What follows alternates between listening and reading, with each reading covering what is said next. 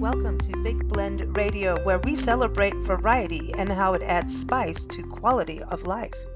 Welcome, everyone. We are so excited. Every second Wednesday, we do our Books and Authors show with Books Forward because they really do know some of the best authors in the planet. And I say in the planet or on the planet, talking with a writer, and then I get all weird, don't know my words, don't know anything. No, just excited today because this is going to be such a fun book to read. And if you like witches, if you like the movie Practical Magic, this book is already being compared to the movie. And for those kinds of fans of Practical Magic, and I'm excited because there isn't a second one coming out.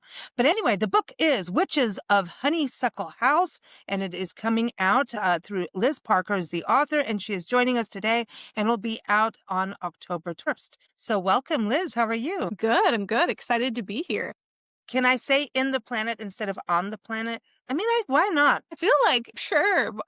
Part of it. We are part of the planet. We're on, would in the planet, would we need to be like in the core? Submerged. Like underneath the soil? I feel like in the planet works because we're within the atmosphere. And I'm always barefoot, so I feel like I'm in it. Yeah. Yeah. Well, I'm excited about this. October 21st.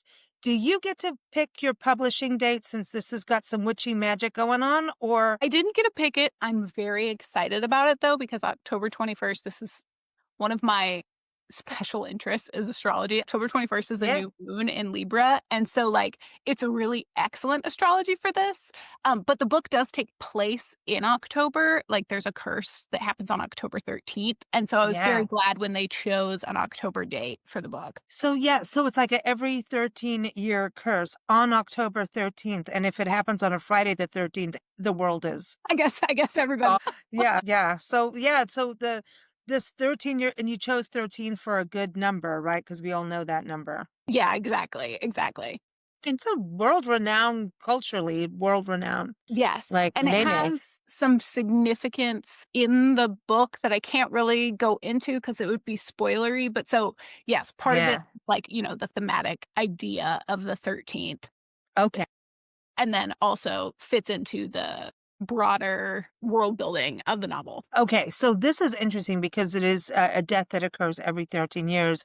But is it specifically on the family? So the way the curse works is every 13 years, somebody that one of the witches in this family loves or cares about dies. So they don't have to be a member of the family. And the book actually opens with a history of deaths at Honeysuckle House. And so most of them have been family members or romantic partners of people who are in the family, but they don't have to be that. It just has to be that there is love there. So it could be platonic love as well. So how many generations are we looking at? Let's see. We're going back to, hold on here. Let me. Well, we got the shadow.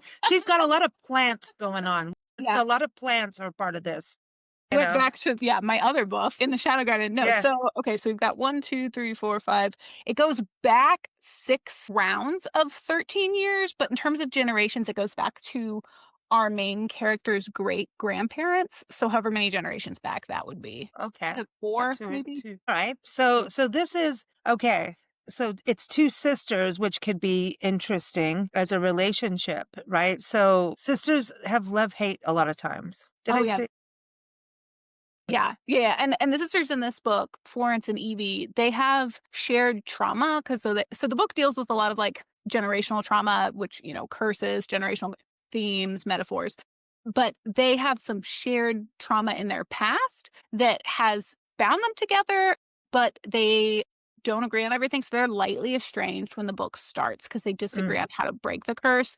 So it definitely deals with that dynamic of sisters. And then there's a past timeline in the book with their grandmother and her sister, both of whom have been killed by the curse at some point, various points in the past. But when they're alive in the past, we see their relationship as well. So sisterhood is very big throughout the whole book. Oh, this is going to be fun for people. Now, I want to go into spells versus curses because I know that you're a witch, right? Yeah. And we have witches in our family history that were burned at the stake. Yes, I know, for talking to animals and stuff. So that's what we do anyway to this day. There's nothing wrong with it. And we talk to plants too. I bet you talk to plants. Oh, I sure do. Do you sing to them? Because I do like music. I play music for them. Mostly we chat. Oh, okay. I believe in this. Yeah. I know you know what? I know I'm gonna get emails, but it's okay. Um, a spell. So a spell is interesting, right? Mhm. A curse is interesting too. A spell isn't necessarily negative, whereas a curse is a curse, man. Yeah. Like a spell can be so there are spells in the book where the sisters, well, all the witches in this line of witches, the Caldwell family, their magic is based in candles. So where they Oh, are putting intention into the wax so that when they're dipping the candles and then putting that intention into the world when they're lighting the candles, which is very similar to like I use candles in my own personal practice. So it's similar to like real witchcraft, although it's heightened, I would say, you know. But with the curses, yeah, a curse is definitely much more of a negative thing and is usually a result of perhaps somebody casting a spell, like somebody cursing a witch, or could be like a ramification of something you've done. It could be karmic, all those kind of things. so this is still like a mystery too. Yes, it is. It A is. witchy mystery. Mm. Yes, like what caused the curse? Because the story begins where our two sisters have had different ideas of how to break the curse, and they think that maybe one of them succeeded until things start to go wrong, and they realize we haven't, and unless we work together, we're probably not going to be able to break this curse and somebody is going to die. So it's a Uh-uh. mystery of where it started. It's a mystery, but it's also like, how do we get through things together to get to the end goal? Well, this is something, we deal with in a lot of different things in our world of Big Blend. We try to foster community, and we always say that you can get people working together, even if they're opposite and arguing over politics. Like, look at where we are right now. I mean, Mhm. families are arguing, and in the Civil War, we had families fighting each other, and we're kind of a little bit there, just saying right now. But if you unite people on something that they care about or need to care about or ever need, we've been through fires. Like I know there's a fire in your book. We've Yeah, been yeah. through that where suddenly people that were arch enemies in a community suddenly had to help each other, and they did, and they became friends. So it was like, all right, we'll get over our crud and move forward. And we really are strong believers that if you unite over something caring, something important, you can transcend. So it seems like this is beyond, hey, let's have fun with witches. It's definitely beyond that. I think it's an exploration of how family members can come back together or maybe sometimes they don't. And so what does family mean? What's the family that we're born into, the family that we choose? Because there's definitely like elements of found family in this as Mhm. well. But yeah, the theme goes beyond curses to be sure, and definitely ties Yeah. into generational issues within families. Well, I think that we also come in it. Oh, I'm going to get in so much trouble. We do come back in and out of lives, human worlds. Like Mhm. so my mom and I are very close. As people know, we traveled the country together. We've been running the business together for years. Though she started it, she makes sure she reminds me about that every day. Even though our partnership, she's like, well, I started in South Africa. Don't you forget. She's nodding her head right now.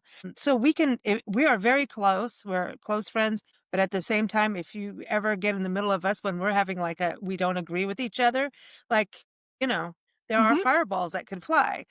Oh, And yeah. and we've been told by a few people who are very intuitive, etc., and going, you two have been mother, daughter, sisters, grandmother, granddaughter. We have swapped roles generationally, like we're talking thousands of years, beyond I century kind of thing. And it just Yeah. keeps cycling until, I don't know, maybe we don't argue at some point. I don't know what happens. Yeah, when you Are finally we supposed to get better? I mean, I think we're doing really good. I mean, to travel full time and run a business together, that's pretty darn good. Yeah, I feel like it is too. No, that's a really interesting point. It's just so funny.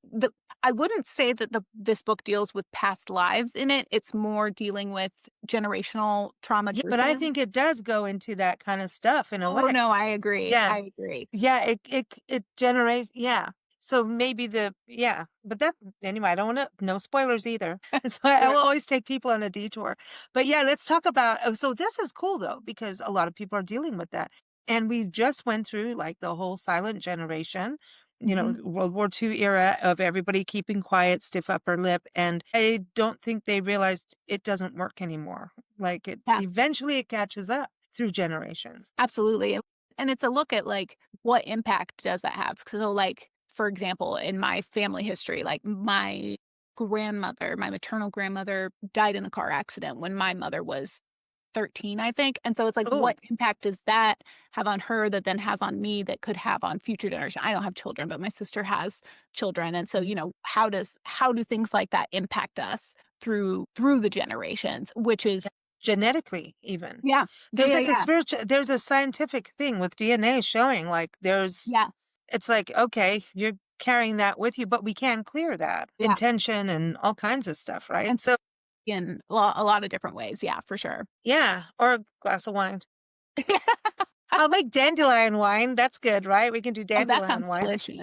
It is good. A friend of ours actually made some from her herbal farm out in Cosby, Tennessee. She's a herbalist. And Mhm. so she brought it. She actually shipped it to Arizona where we were in the heat of Arizona. And we're like, all right, let's do it. And it was so aromatic. It is wonderful. Yeah. Very refreshing over ice, very light. I don't even think it went alcoholic at all, but it's just really nice and good Yeah. for you. Yeah. Dandelion is so good for you. So tell us about the plants because honeysuckle is super cool. It's a wonderful name, right? Mhm. Honeysuckle House. Mhm. We want to go, but there's a scent that will draw people in from the honeysuckle, right? Well, so the house is named Honeysuckle House because the house is alive. So the book has a sentient house that We like that. communicates, does mischief. It's got its own personality. There's also a magical bookstore with a similar, not the same personality, but that is also alive. But with the house, one Cool. of the ways the house communicates is through honeysuckle vines. So I grew up in the South. I grew up in Tennessee. Oh, sweet. Yeah, yeah. And so honeysuckle was such a huge part of my childhood, a part of the topography, even though it is invasive from Yeah. Japan, I think introduced in the 1800s as a topiary plant for erosion control. Anyway. It's like wisteria happened in South Yeah. Carolina and all of that too. And now From it's just everywhere, but it's Mhm. also medicinal. But honeysuckle has like from a witchcraft standpoint has properties around protection. And so I chose honeysuckle for this book in part because the book takes place in East Tennessee. So in Mhm. part because of where it's located, but also because of the protective properties of honeysuckle. I love good Southern fiction because there is something, I don't care what is going on, there's always something the And fog is not, there's something with the fog. Something is living in the fog, oh yeah. in the Oh, and I mist. just feel like that's the South in general. And I yes, love it. which is I like both my first book in the Shadow Garden and which is Honeysuckle House take place in the South. That one's in Shadow Cool. Garden's in Kentucky, but Cool. because the Southern It's, setting is alive, like in real, like it's you have to read the book and go there.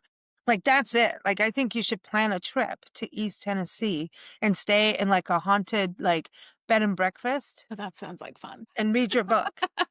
Don't you Please get me think? there. Yeah.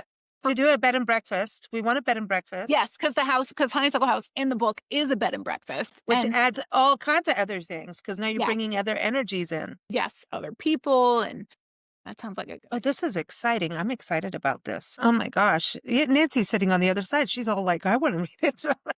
Good. You know, Yes, please do. but so how did you get started in the world of writing?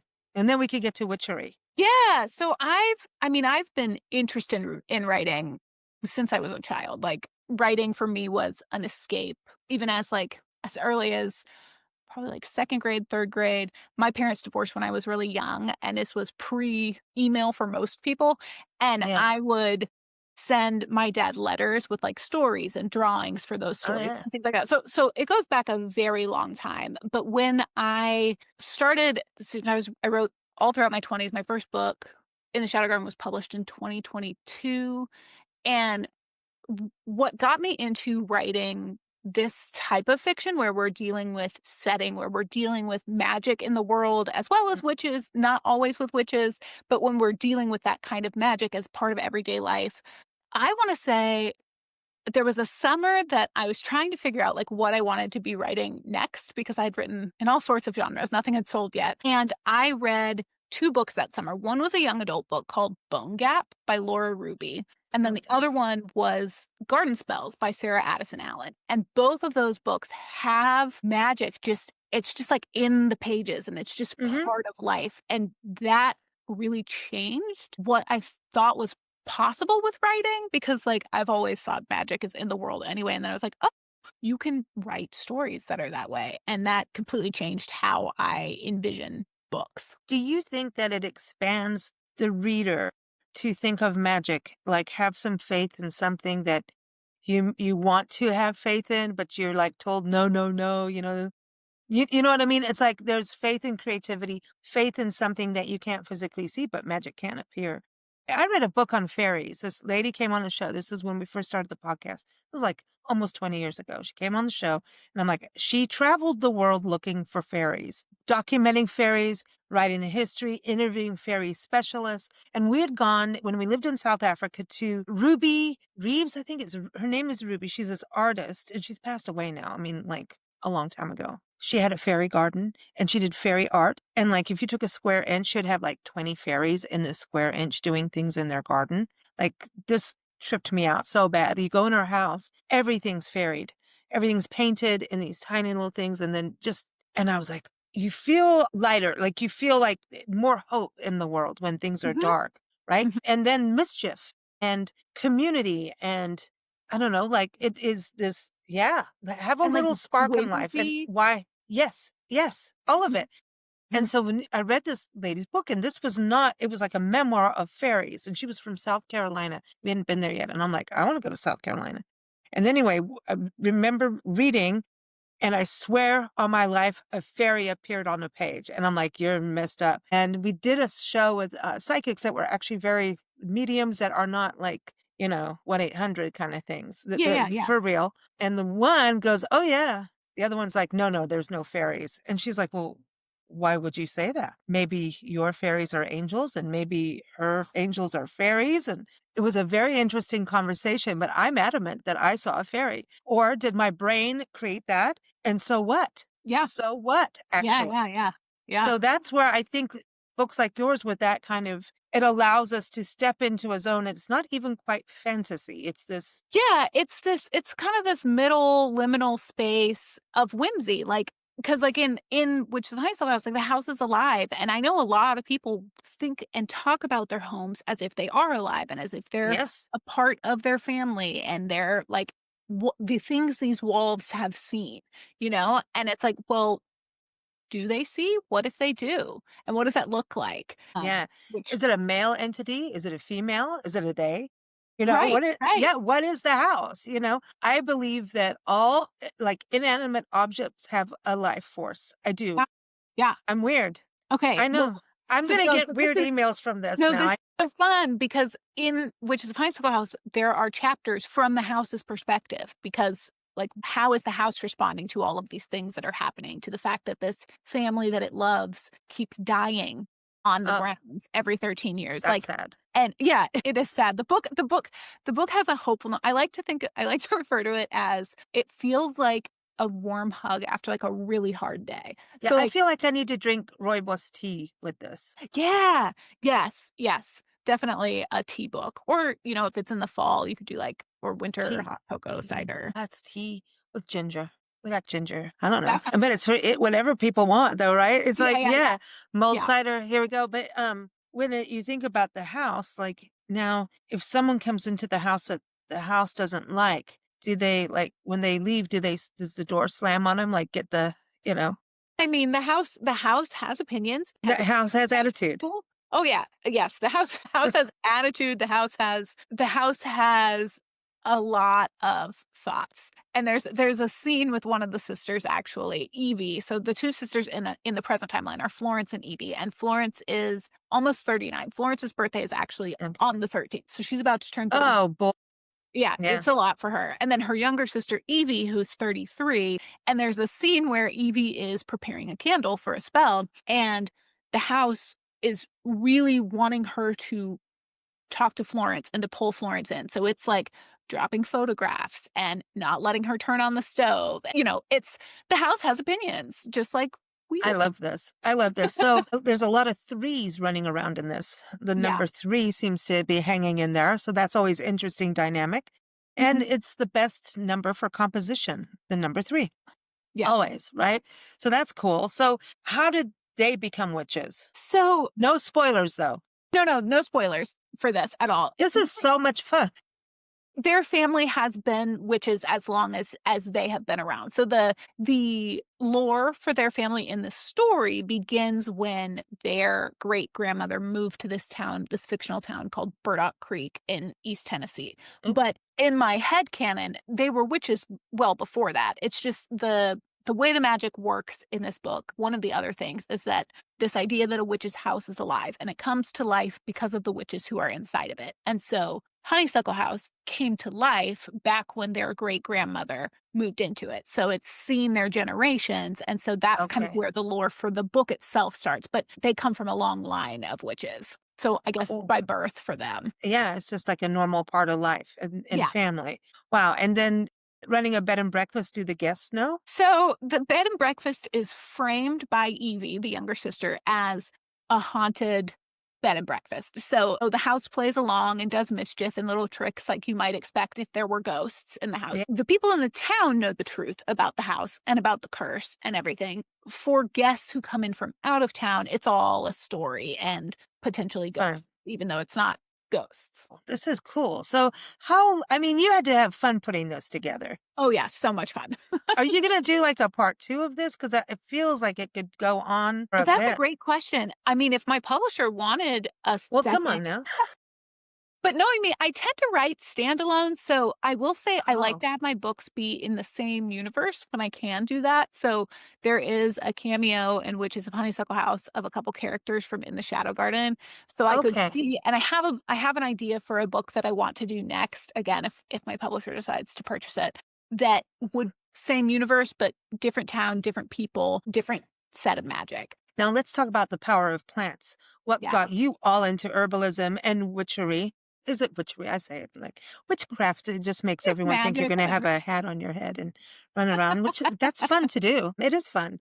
Yeah. What the neighbors? No. Yeah. No, it is. Well, because it's like people get all freaked out and really it's nothing scary. It's intention. It's meditation. It's good. It's health. It's believing in the magic in yourself and the magic in the world. Like, it's not scary, but no. So but it could be. I mean, look, that's another episode. Okay. You never know what's going to go on in the kitchen, right? So no, for me, I believed in magic since I was a kid, since I was like little. Like, I was one of those kids who in the playhouse was mixing up potions of dirt and water, whatever those things were. But it wasn't really until later in my adult life that it became a practice for me. I've been a gardener for a really long time. But when I was writing In the Shadow Garden and I was figuring out the magic in that book, there's tea leaf readings in the book. And I was like, okay, well, part of how I work as an author is I have to at least do enough research to understand something and be able to kind of do it myself if I feel like I'm going to have the ability to write it. And so I learned how to read tea leaves. And in doing that, it just opened up this whole world for me in the magic space of becoming a practicing witch, but also the herbalism piece came into play. So In the Shadow Garden has a lot of like herbal remedies. There's a magical garden in it. And that for me, I have always loved herbal remedies, but during the early years of the pandemic, I had a friend who was like, hey, Liz, I'm taking this online herbalism apprenticeship class. Do you want to take it with me? She's an author. Her name's Amber McBride. Her books are wonderful. Definitely check them out. But we took this class together and ended up doing like 3 years of herbalism study. And so I became a certified herbalist through this class. I mean, certified through this class. With herbalism, there's not a blanket certification because it's the FDA is not involved, all that kind of stuff. But I became a practicing herbalist too, because when I like something, I really get into it. And so that's where the plants piece of it came in. And in that space is, we have the medicinal properties of the plants, but we also like, what are the spiritual properties of the plants? How do they help us heal on a different level? So, something can help us work with our anxiety, like oat straw, for example, but like, what does that help us heal in terms of our trauma or these other things? And so that kind of all comes into play with my work. Like I said, Honeysuckle House, the town is called Burdock Creek. I tend to name my town after herbs in the Shadow Garden. Yeah. It's yarrow. So it's all part of my personality, I suppose. That's cool. It's so cool because I think there's so much connection to when we talk about generations, plants tell the story of generations of human Yes. existence. Were we, wild back then, or did we start civilization, depending on what era we're talking about? Right. And then we start taking plants that were wild and we could be like animals and take a little, and it's not all going to take it now. Now we're going to put you all in a box and you will grow here in this box. How have we cultivated them and what different varietals have come to be because of humankind and Yeah, I have a friend, he's since passed away, and his brother is in landscaping. And it's so funny because I'm like one of those people, I'm not pro zoos as much, I think they're doing better things now, taking wildlife rescue and stuff like that. And, right. and I understand. So there's a complex conversation on that. So I'm not, that's a whole other show. So everyone don't send emails on that either. I'm not, that's just one portion of it. But he said, like, and I love gardens. I love anything. Just, I want to take a walk just to play with the plants. Mhm. But he turned around and he goes, and he's like a huge nature person, and he's hiked every major trail, the Appalachian Trail, Pacific Crest Trail. He's done all of this stuff. I'm not into gardens. I'm like, what do you mean you're not into gardens? He's like, who are we? It's like a zoo. We're putting plants in a zoo in a botanical garden. And I'm like, and I still love botanical gardens. Sorry. But like I do too. but it's like, he was like, who are we to play manicure? He's like, we're playing God with plants. And I'm like, yeah, I suppose I see your meaning. But then, if you work with them, I think it's Yeah. different. If you care and you have to have that relationship with the plant. No, And I then, I mean, I'm one of those people who even, like, will thank a lemon before I slice oh, it, yeah, yeah, you know? yeah. Okay. So have you read The Secret Life of Plants? I have not read that. You must. Okay. I mean it. I'm serious because, and then I interviewed a science writer who did a residency in Hawaii Volcanoes National Park, Zoe, and she wrote about this connection between communication between humans and plants. And I was all into this. And I said, yeah, well, in The Secret Life of Plants, they meditated, they took, and you can see there's all these studies done with human emotions and plants, how if we're horrible and yelling in front of plants, they start to crumble Yeah, and yeah, all of yeah, yeah. that, right? So it's our energies are so connected.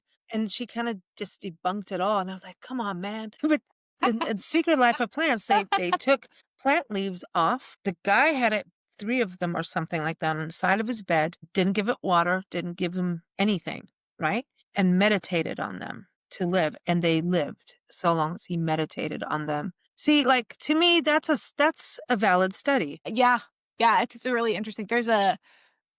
Have you read the book Lab Girl? No, but now is that my That must? one has some interesting science as it relates to plants and how we actually interact with them and connect with them. And I think if I remember right, it's been a few years since I read it. The author either also studied where you were talking about in Hawaii, Yeah. or it was mentioned in the book. Anyway, it made me think of it. Definitely. Yeah, it could be the Joey Schlanger. Ugh, I'm gonna get it wrong. So I was gonna ask you too, with all of this, the plant world, the plant kingdom, right? Do you hope readers like start to look at plants differently and kind of, and I think gardeners are gonna dig this. I think people that Oh are yeah, into gardening will like this. gardeners will definitely love In the Shadow Garden. Witch's Honeysuckle House is a little less gardening focused, but again, with the honeysuckle, the witches also caretake bees. So, because Cool. they're doing their own candles and that wax comes from those hives. So I think gardeners or people who are, again, just interested in how the world around us truly is alive, I think will love this, which does include gardeners, of course. Yeah, yeah, and herbalists and Hmm. everyone like that, and Hmm. botanists, and well, it's biophilia, like that whole thing of everything that we're connected with. So it goes with the whole house, and then this whole part of understanding that, like, an house can't be fixed in a day. It's the same Yes. as a human, Yeah. and you have to have intention with that, right? No Yeah. matter what you do. Yes. So that's kind of how I look at it. It's like it's got a little bit of, it's a fun way of learning to uh, go with, change in your life, go Mhm, through personal stuff and know you're mhm. not alone, which is great. Fiction is so cool to just, oh yeah, I'm not alone. Yeah, yeah, it's I'm not alone, and it's what impact do I have on the world and the people around me, and what impact do they have on me, and how can we help each other kind Mm, of messaging, I guess. yeah, yeah. Now, Do you have a playlist? Music playlist? I for sure do. I have playlists. Okay. I have both playlists and then Pinterest boards for all of my books. Oh, okay. I like this. Now, wild carrots, are they invasive or are they okay? Oh, that's a good question. I haven't worked with wild carrots, so I don't. Queen Anne's lace. Yeah. I don't know. I don't know the answer to that. They're out here in the Midwest where we are, and it's spectacular. They're a spectacular plant. I don't know if they're a good plant or a bad plant, but I think they're pretty. I mean, I know that wild carrot seed historically was used as birth control as a plant, but again, I have not worked with it. So. No wonder I like it. So this is cool. So sisters should read this on Siblings Day.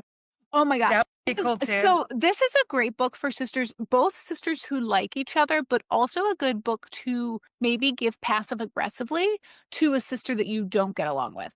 I think it could go either way because there's healing in the book, but there's also exploration of toxic family members too. Both of pretty much all my work does that. But I think it could go either way. So it's like for a sister that you love or for a sister that you loathe, I think which is Honeysuckle House would be a good gift. Well, this is fun. This is great for the Christmas season, right? Yes. I like this. Well, I think fall is a perfect time for this kind of book, candles and everything that you're talking about, right? And with them working with candles, is that about slowing down intention, watching, looking, that slow down? That makes it a powerful it's thing. that slow down. It's thinking about what you want to put into the world and what is already inside of you to then push out. So like I said, they infuse their intentions into the candles while they're dipping because they're taper candles is what they work with. And so that's the first part of their spell. And then the final part of their spell is when they then light it to set those intentions out. So it goes off in the smoke. Very cool. This is cool. Well, everyone, I think you should go get it. I'm just saying. Pre-orders are good. Authors like pre-orders. So helpful. And right now you could get started, with your first book, right? Everyone wants to get that. Yeah. It's Shadow Garden. And then for anybody who likes historical fiction, I have The Other March Sisters came out in February, and that's a Little Women reimagining. And in that book, I wrote a story for Meg March, and I turned her into an herbalist. So for people who like plants, again, there's also stories for Beth and Amy in there written by my co-authors, but the Meg story is the one that I did in that book. Oh, very cool. Very cool. Yeah. So everyone could go to your website and pre-order there and also all those other places. So LizParkerWrites.com. That's pretty easy to remember. And connect with you on social media too. I see that you're on Instagram, TikTok, Threads, and you pretty much. Yeah. Get on there and get involved and have a wonderful fall, y'all. Right? Yes. Happy fall, y'all. I could say y'all. Once I start, it doesn't go away. It sticks with you. Yeah, just like all the biscuits I eat whenever I'm in the South. They just stick with me. Later, the more tired I get, the more my Southern accent comes out. It doesn't come out super often because I also spent time growing up in Nevada. So it's a mix, but late at night, it comes out. It's fun. I mean, y'all is good. It's like, hi, y'all. Hey, y'all. Yeah, it's warm. But then that's the thing of the Southern hospitality is the best hospitality. But you better be nice. Yeah. Otherwise you get, bless their pie. Heart. Yeah, bless their hearts and eat this pie. Thanks so much. It has been a real pleasure having you on the show, Liz. Thank you. Yeah, thank you. Thank you for listening to Big Blend Radio. Keep up with our shows at bigblendradio.com.